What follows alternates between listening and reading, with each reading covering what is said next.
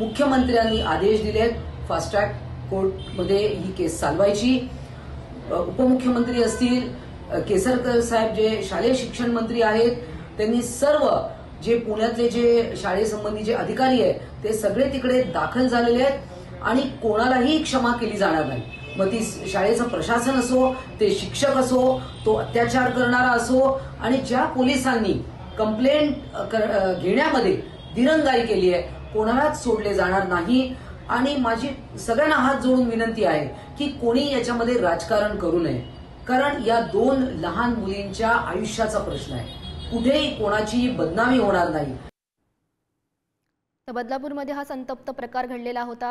शाळेत शिकणाऱ्या 3.5 वर्षांच्या 2 लहान मुलींवर लैंगिक अत्याचार करण्यात आलेले होते आणि त्यानंतर शाळेत सुद्धा मुलगी सुरक्षित नाहीत का असा प्रश्न या निमित्तानं उपस्थित केला जात होता आणि त्याचमुळे हे बदलापूरकर आहेत किंवा संपूर्ण नागरिक आहेत ते आक्रमक झालेले आहेत। आपण सध्याची दृश्य पाहतोय, बदलापूर रेल्वे स्टेशनवरची ही जी दृश्य आहेत, मोठ्या प्रमाणात जे आहे बदलापूरकर किंवा जे आंदोलनकर्ते आहेत ते एकवटलेले आहेत आणि त्यांच्याकडून जोरदार घोषणाबाजी या ठिकाणी केली जाते। गेल्या 4 तासांपासून ही गर्दी आहे ती वाढतच चाललेली आहे आणि जोपर्यंत या जो आरोपीला सोबतच शाळेवर कठोर कारवाई होत नाही तोपर्यंत हे आंदोलन सुरूच राहणार असा पवित्रा या आंदोलनकर्त्यांकडून घेण्यात आलेला आहे। आपण त्या आधीची काही दृश्य पाहू शकतो, ज्या आधी पोलीस त्या ठिकाणी आलेले होते आणि या आंदोलनकर्त्यांना समजावण्याचा प्रयत्न करत होते, मात्र आंदोलनकर्त्यांनी या पोलिसांवरच दगडफेक केलेली होती आणि त्यावेळीची दृश्य आपण पाहू शकतो।